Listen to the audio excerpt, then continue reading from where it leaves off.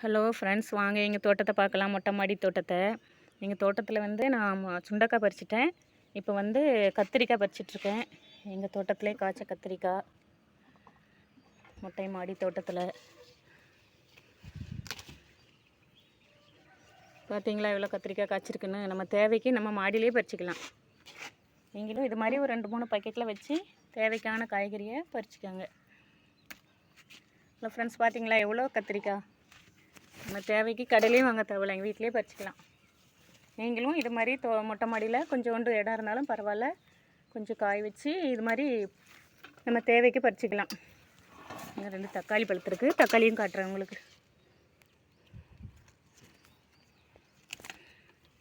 தக்காளி பறிச்சிட்டோம்.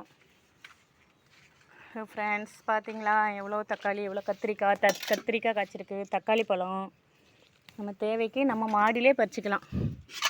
பார்த்தீங்களா எங்கள் மொட்டை மாடியில் பறித்த கத்திரிக்காய், சுண்டைக்காய், தக்காளி.